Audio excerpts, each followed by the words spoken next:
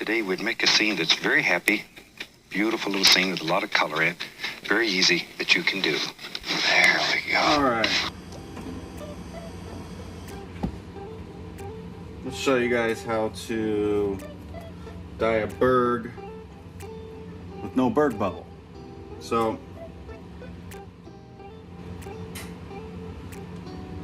I can see that there. It's pretty thick. It's probably about, I don't know, 3/4 of an inch or so.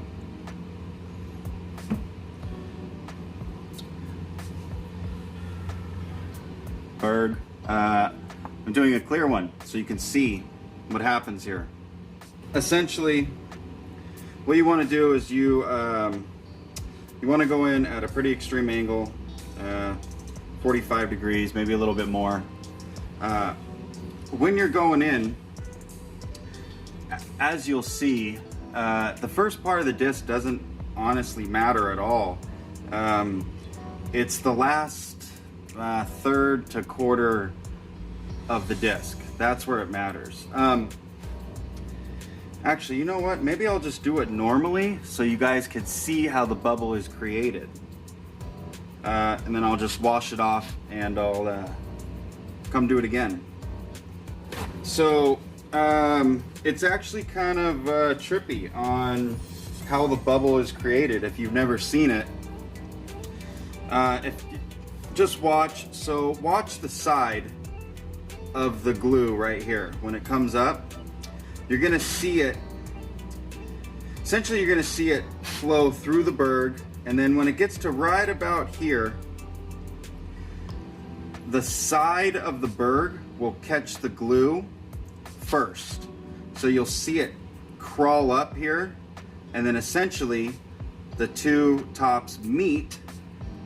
But because of these crawling up first, it leaves the bubble right here. I've messed around with it doing this. You could actually burp the bubble. The problem with that is you're gonna have a lot of, basically the dye above the bubble. Once you create the bubble, the dye above the bubble it'll almost look like a shaving cream dye. Because when you burp it, the dye just pushes out.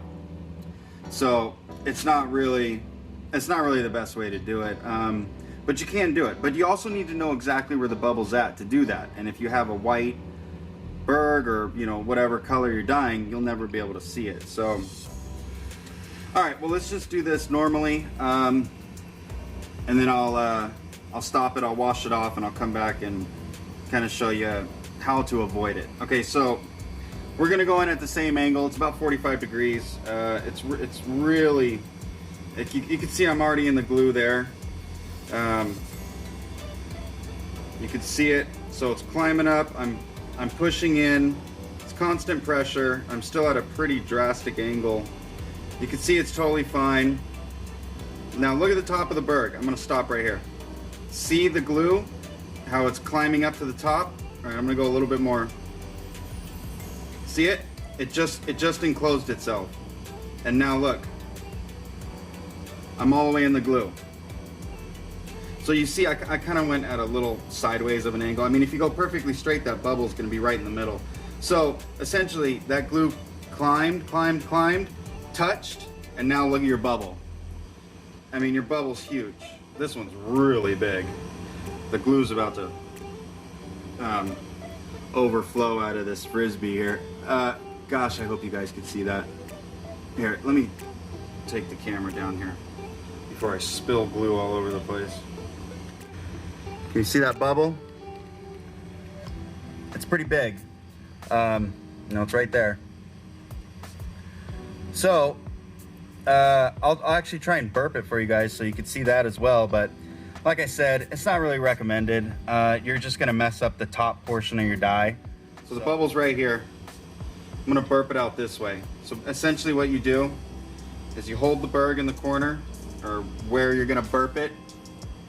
You lift up slightly and push as you're lifting up.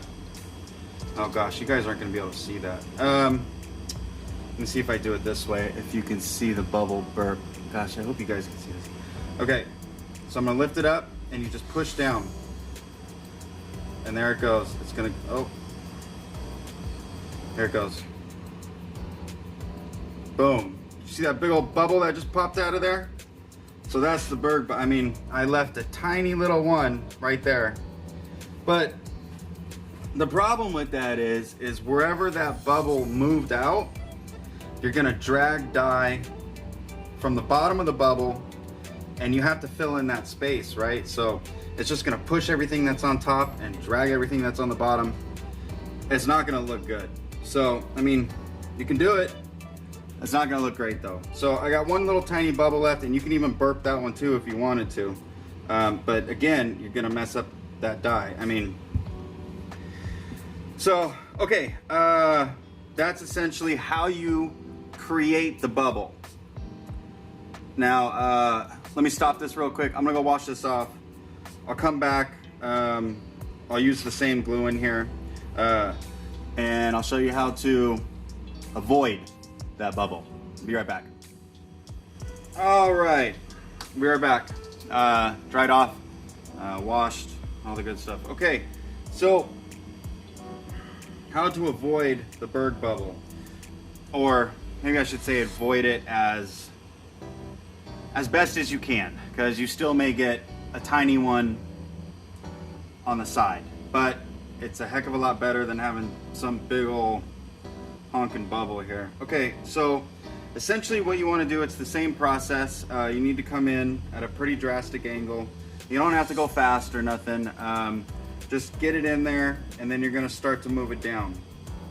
The difference is essentially is the last part of the disc to get the medium and the dye is going to be the sides.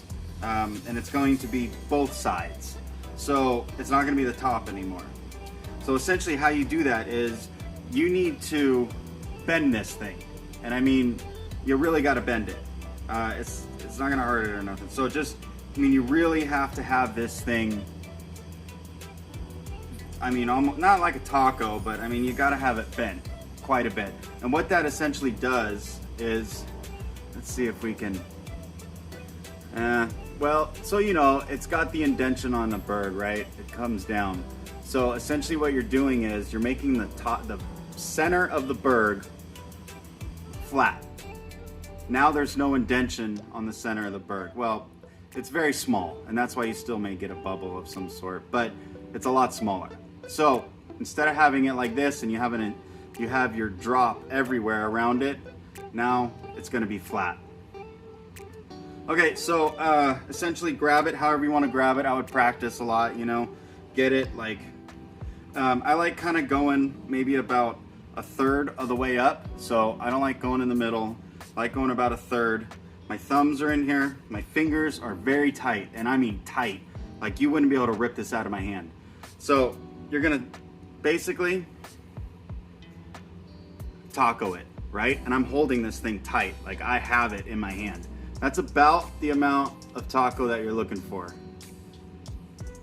See that there? So grab that sucker and really push in.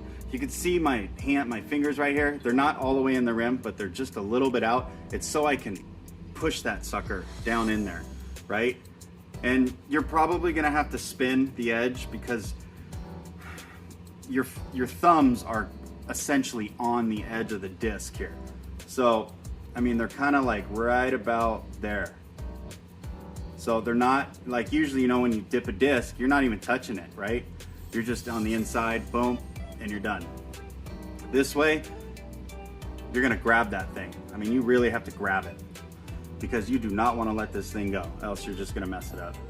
So, taco it, grab that thing, get your fingers in here, right? And really push down in there. And same angle, see I'm in, and you just go down. You don't have to go slow. I mean, you could just put it in there. Now, I hope you guys can see that. There's no bubble at the top. I'm all the way in, right? There's no bubble. Then now, you let go of the sides slowly. Let that Berg, you're still putting pressure with your fingers on the top. or I'm sorry, on the sides. And then you just slowly let go. Boom, until you're in there. I'm in there. As you can see, there's not a bubble at all. There's not one.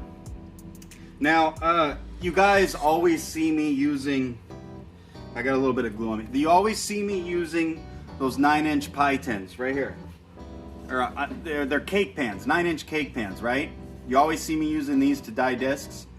For a Berg, you can't do that because you are literally grabbing that Berg. And I mean, you got your thumbs on either sides of it, you're underneath it, and you're pushing down hard. I mean, you really have to grip that thing. So the problem with the 9-inch cake pans is you can't get your fingers in there because the Berg almost fills up this whole thing, just like all the other discs. But you don't have room to get 2 thumbs in there, right? You just can't do it, and you can't let it down real slow. So you need to get a lid. I just where did I get this? I don't know, some drugstore. It was cheap. I think it was $7. So just grab one of those, and that gives you enough room to get your thumbs on either side of it, and it gives you enough room to flex it. You know, you're gonna flex it out. So there you go. I mean, in all honesty, it's not that difficult. You just need maybe practice a couple times. Give it a shot, guys. Let me know. But that is the best way how I found out how to not get the Berg bubble. All right, fellas. Peace.